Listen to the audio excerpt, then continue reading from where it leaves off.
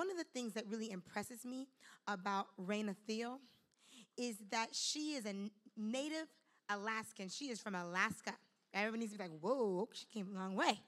She is from Alaska, and she's from a tribal community, okay?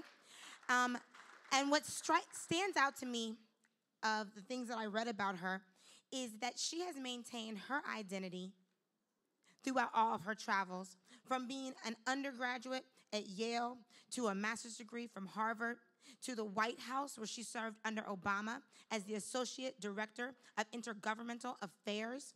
She kept her identity intact every single step of the way. She worked for tribal communities. She brought Obama to Alaska. You know, we all have seen people who they get where they're going and they have forgotten who they are, where they came from, and the identity that they sold us on. That's not Raina. And after that, she's now back in Anchorage. And she has just launched her own consulting venture called Thiele Strategies, where she's taking what she learned and she's sharing with her community. She's helping tribal communities now understand how bureaucracies work, how they function, and how you can move within the system. She's helping her communities in Alaska understand some of the work that she did in DC around climate change, Arctic and energy issues, and how to adapt. So you have someone who came from Alaska, went to DC, and is now back serving her community. And so I'm honored to introduce you to Raina Thiele.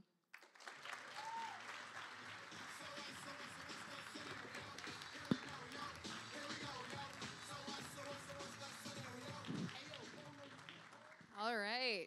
Is this thing on? Can you guys hear me? Yep. Perfect. Well, thank you so much for having me here today. This is an incredibly exciting group. I feel like I can feel the excitement in the air, which is always a wonderful feeling because I have been to some conferences in my time from back in the White House and the federal government, which did not have the energy of this room. So thank you for that. So my name is Raina. Identifying characteristic of me, I am from Alaska. I'm in fact from Alaska, born and raised. My family's actually been in Alaska for about 10,000 years.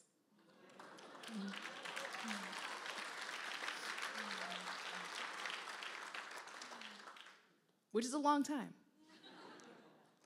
And so we put down some roots. My entire family still resides in Alaska. And we're proud Athabascan and Yupik people. And my story isn't really the typical story you would think of when you think of, okay, what's the average profile of an Ivy League educated former White House staffer? My story probably is a little bit different than most of those folks, and I'll tell you why. So I was born in Alaska, but I was born in rural Alaska. So if you think of Alaska, I mean, the place is already pretty rural. And so when I say rural Alaska, I mean like, we sometimes didn't have running water. We sometimes didn't have electricity. I mean, we were from humble means. And my parents were born and raised in Alaska as well, of course, and they never had the opportunity to pursue a college education. They finished high school, and their parents, my grandparents, half of them didn't have the opportunity to go to one day of school in their entire lives. They were born speaking their native languages in their tribal communities, and they literally did not learn to read or write their whole lives. And so despite growing up with humble means, I had an amazingly unique experience growing up in Alaska as well. I mean, I grew up with a very close connection to my tribal roots, my traditions, most importantly to me, my food. We were raised on moose meat, wild salmon, wild berries, wild plants. Our connection to our environment was very, very strong. And my backstory is not uncommon in what I'll call Indian country. Who has heard the term Indian country and knows what it is? Okay, so quite a few folks. When I say Indian country, I essentially mean Native America. So that can be reservations, that can be an urban community, that can be, you name it, a village in Alaska, all of those things. So my story is not uncommon in Indian country. There are a lot of folks who have not had the opportunity to pursue higher education, who are struggling economically. And over the course of America's 200 plus year history, There is so much to be proud of. We are all proud Americans. That's why we're here. But we can't forget or lose touch with the fact that there are things that we shouldn't be so proud of, things that we should reflect on and remember and talk about.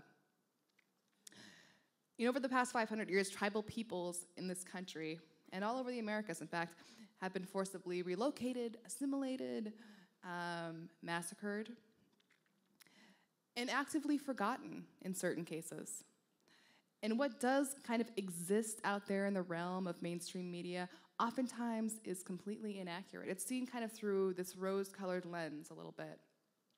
And that lens is kind of a romanticized view of Native peoples of this country and their cultures. And because of this, because there has been so much of a struggle for Native peoples for hundreds of years, they've had to use their voices in politics, they've had to use their voices speaking with policy officials in Washington, D.C., in their state governments, in their county governments, you name it.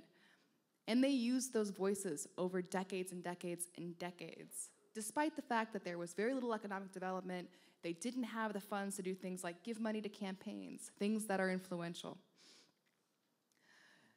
And their voices made a difference. Now in American politics, in modern politics, we see that we actually have a seat at the table, not a big seat, we have a small seat at the table as tribal peoples in the tribal realm. But we are a force in different ways other than just our numbers. We're a force in fundraising.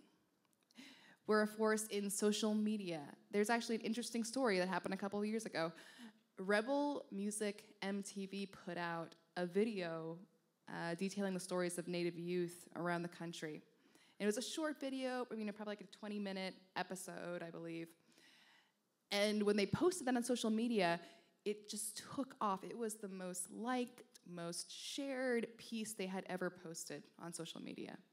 And so tribal people have an immense force when it comes to social media. And they have an amazing ability to tell stories. Anybody in here who's ever sat with a tribal leader or sat with a tribal elder and had them tell you their story, you know how influential those stories can be, that individual story. And a lot of that is because they deliver that story through the lens of their cultural values. They have humility, they have a lot of humor, they have a deep connection and caring for other people and for their community. And so those can be very influential. And honestly, I have seen those stories influence the most jaded policymaker, the ones who you feel like would never budge, would never allow a story to resonate with them that a constituent brings in. Even those folks, when they hear tribal leaders or tribal elders tell their stories, are often moved. And it's a very authentic story, which is, I think, why it moves folks. And authenticity, of course, as we all know, is important in politics. My former boss, President Obama, who I miss very dearly, was a model of authenticity. Even my most conservative family members, which I have quite a few, being from Alaska, even those folks had to admit to me that they thought that he was a decent guy, that he truly cared about people in a way that you don't often see in politicians, or at least you don't see by what they say and kind of the way that they comport themselves. And when information is moving so quickly in this world, when we constantly have a barrage of different messages, different trends, different breaking news stories, focusing on that individual story is always something that he was really good at doing. He went out of his way to ensure that he kept in touch and connected with the people that he served. Of course, you can't meet with everybody. He's the president of the United States. But he made a lot of time to do that. And I'll tell you a story. Back in June of 2014, I had just started my second job at the White House, which was in intergovernmental affairs. And as the president's tribal liaison and outreach coordinator, I had the amazing opportunity to bring the president and the former First Lady on their first trip to Indian country. And so we went to the Standing Rock Sioux Reservation. Who's heard of Standing Rock? Yep, everybody. And I'll tell you later why that's really, really impressive. So we took them to this small tribal community We sat them down, the president and the first lady, tiny little elementary school classroom, probably like 15 by 15, and just the 6 kids, just the first lady and the president. And the youth talked to them about their stories, how they'd grown up. And these were not, when we chose the youth to talk, we didn't choose the youth who were the ones who were the valedictorians. We didn't choose the ones who were the head of the football team or the basketball team. We picked just a very, general cross-section of youth who would represent the experience of similar youth across Indian country. And over the course of that time, these were teenagers. How terrifying must that have been to be a teenager trapped in a little room with the leaders of the free world? Some of these kids had never really been off the reservation. They had been living in rural North Dakota their whole lives with their families, and didn't often see that many folks they didn't know. But in that room, they told their authentic story, and they shared what their struggles had been. One youth had struggled with homelessness.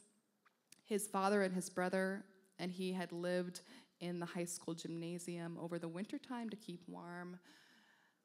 Another youth talked about losing his parents, both of his parents, and as a 16-year-old was responsible for taking care of 4 younger brothers. And then yet another youth talked about losing her best friend to suicide. And again, these are teenagers. And that's just kind of the tip of the iceberg in what they talked about. But when the president and Mrs. Obama left that room, when they walked out of that room, you could just see it on their faces. They were stoic, and you could tell they were deeply, deeply impacted by these stories, and that they'd never heard anything quite like this. They'd never heard of youth at this age struggling with those issues without any opportunity or resources to deal with it. And so they struggled to get through their day, the rest of the events. They did a wonderful, amazing job and were as elegant as ever. But once they left the site that day, they were talking about these stories to their staff, and they broke down crying because they had never heard stories like this. And if you think about that story, it's an incredible story because the First Lady and the President, I don't care who they are, they hear a lot of bad things. They hear a lot of horrible things about the realities in our country and other countries, attacks, all sorts of things that are just, mind-blowingly horrible.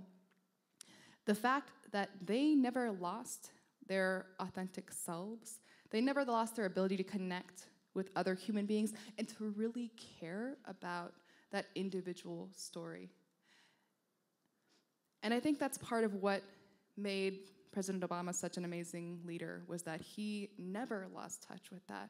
Even I feel like sometimes I lose touch of that, And so he and the First Lady have dedicated themselves to ensuring that they will always know that individual story. And the next week, this wasn't just words, this wasn't just emotions. The next week, the president directed me and other staff to create an entirely new program, entirely new policy. And so we created a massive Native youth program under the White House, the first in White House history. And we connected thousands and thousands of youth across the country, Native youth, and inspired them. And for the first time, many of them felt their country cared about them, that they were seen, that they were visible. Because I don't know if you've noticed, but you turn on the television.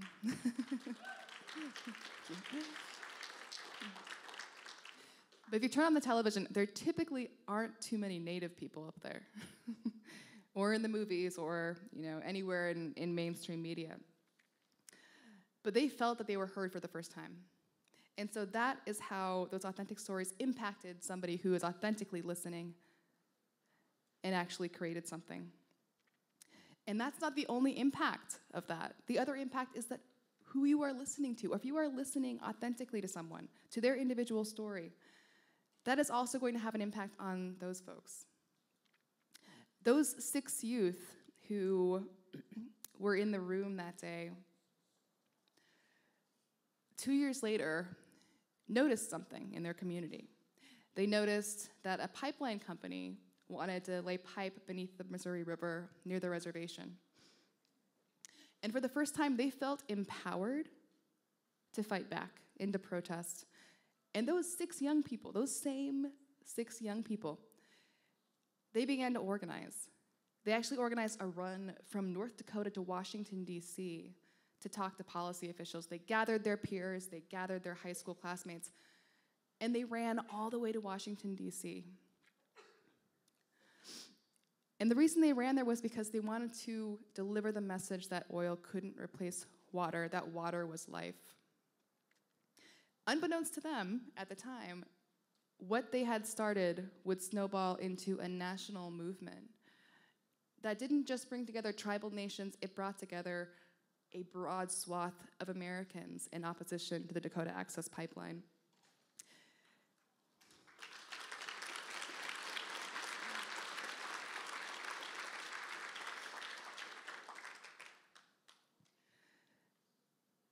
And it's that sort of impact that's so important. Who would have imagined? And nobody has really, there's one article that talks about this connection between that original trip and the Dakota Access Pipeline.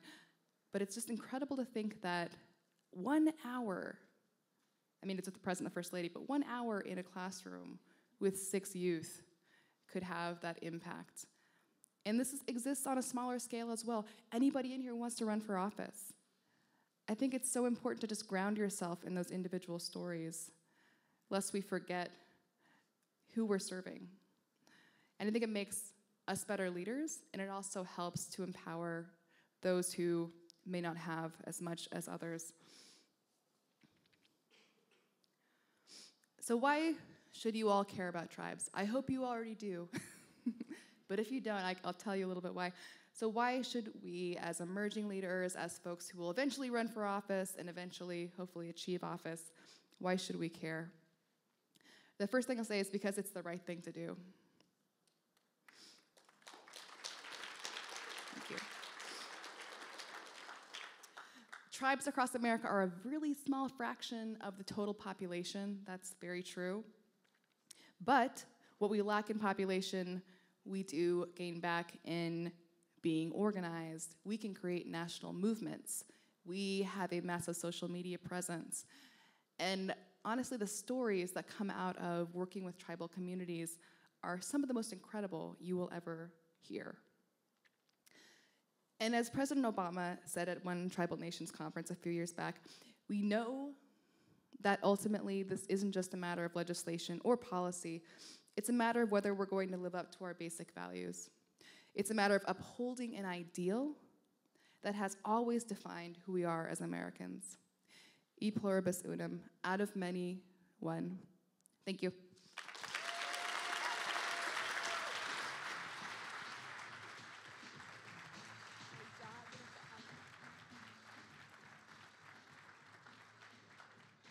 Okay, so we've been sitting for a little while, and what we want to do is we want everybody to stand up for just 1 minute. Stand up, get on your feet, get on your feet.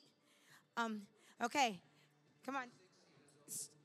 Put your hands in the air. Stretch, stretch, stretch, stretch, stretch, stretch, stretch, stretch. Now take it around, take it around, take it around. Okay, uh-oh, yeah. And I'm not going to pretend like I know this song because I do not. Okay, ready?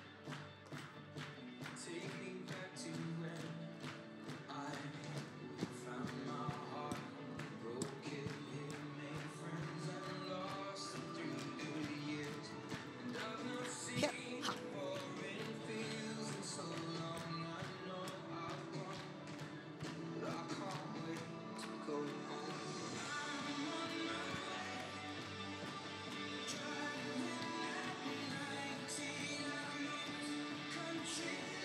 I hope you guys are coming to the after party.